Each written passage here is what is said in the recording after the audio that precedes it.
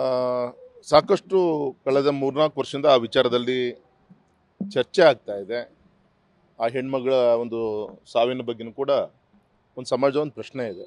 ಅದು ಇಷ್ಟು ಮಾತ್ರ ಹೇಳ್ತೀನಿ, ತನಿಖೆ ಆಗಬೇಕು. ಪ್ರಜಾಪ್ರಭುತ್ವ ವ್ಯವಸ್ಥೆಯಲ್ಲಿ ಯಾವುದಕ್ಕೂ ಕೂಡ ಪ್ರಶ್ನೆನೇ ಇಲ್ಲ, ತನಿಖೆ ಆಗಬೇಕು. ವಿಶ್ವಾಸ ಇದೆ, ಯಾವುದೇ ರೀತಿಯಂಥ ತಪ್ಪುಗಳು ಆ ಕೇಂದ್ರದಿಂದ ಆಗಿದ್ದು ನನಗಂತೂ ಅನ್ನಿಸ್ತಾ ಇಲ್ಲ. ಯಾಕಂದರೆ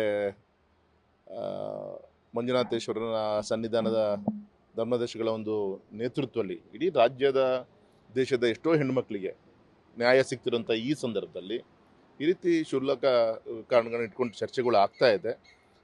ತನಿಖೆ ಆದಮೇಲೆ ನಿಜಾಸ್ಥಿತಿ ಹೊರಗೆ ಬರುತ್ತೆ. ಮತ್ತು ಸ್ವತಃ ಗೌರವಾನ್ವಿತ ಅಲ್ಲಿಯ ಧರ್ಮದರ್ಶಿಗಳೇ ಸ್ವಾಗತ ಮಾಡಿದ್ದಾರೆ. ಇದ್ರ ಬಗ್ಗೆ, ಈ ವಿಚಾರಗಳ ಬಗ್ಗೆ ಸ್ವಾಗತನೂ ಕೂಡ ಮಾಡಿದ್ದಾರೆ, ಪತ್ರಿಕೆ ಮಾಧ್ಯಮದಲ್ಲಿ ಬಂದಿದೆ.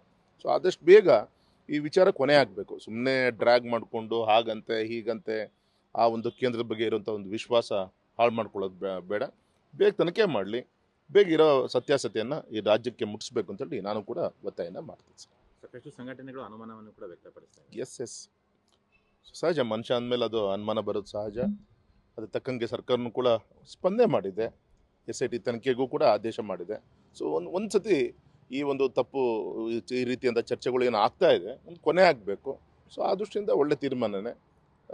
ಗೌರವಿತ ಧರ್ಮದರ್ಶಿಗಳು ಕೂಡ ಸ್ವಾಗತವನ್ನು ಮಾಡಿರೋದ್ರಿಂದ ಆದಷ್ಟು ಬೇಗ ಎಲ್ಲದೂ ಕೂಡ ಪರಿಹಾರ ಆಗತ್ತೆ ಅನ್ನೋ ವಿಷಯ. ಇಂಥದ್ದೇ ಅಧಿಕಾರಿಗಳಿಂದ ತನಿಖೆ ಆಗಬೇಕು ಅನ್ನೋಂತಹ ಒತ್ತಾಯ ಕೂಡ ಕೇಳಿ ಬಂದಿತ್ತು ಅನ್ನೋಂಥದ್ದು ಇದೆ ಸರ್. ಇಲ್ಲ, ಆ ಥರ ನನ್ನ ಗಮನಕ್ಕಂತೂ ಬಂದಿಲ್ಲ, ಅಥವಾ ಪತ್ರಿಕೆಯಲ್ಲಿ ನಾನು ಕೂಡ ನೋಡಿಲ್ಲ. ಅದು ನೀವು ಕೇಳ್ತಿದ್ದೀರಿ. ಆ ಥರ ಒತ್ತಡ ತಂದು ಮಾಡೋವಂಥದ್ದು ಅನಿವಾರ್ಯತೆ ಆ ಕೇಂದ್ರಕ್ಕಿದೆ ಅಂತ ನನಗೇನು ಅನಿಸಲ್ಲ ಸರ್.